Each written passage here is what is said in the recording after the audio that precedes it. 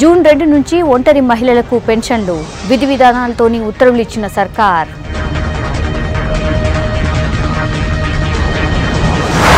విద్యుత్ శాఖల 13,000 ఉద్యోగాలు భర్తీకి అనుమతించిన సీఎం కేసీఆర్.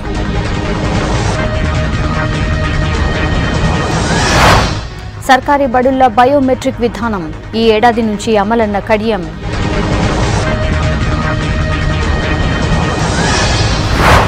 అర్చకుల వేతనాల కోసం ప్రత్యేక నిధి నిర్ణయించిన కేబినెట్ సబ్ కమిటీ.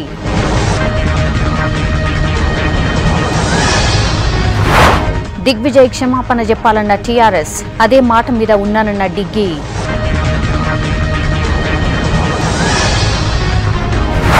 హైదరాబాద్లో ప్రపంచ తెలుగు పండుగ వచ్చే నెల 2 నుంచి 9 రోజులు మహాసభలు. నోట్ల రద్దుతోని ఏమీ నష్టం జరగలే, మార్పును జనం ఒప్పుకున్నారన్న జైట్లీ.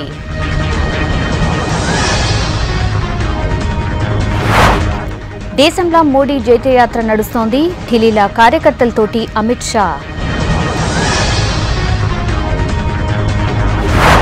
అమర జవాన్లకు ముగిసిన అంత్యక్రియలు, పాక్ తీరుపై దేశం మొత్తం నిరసనలు.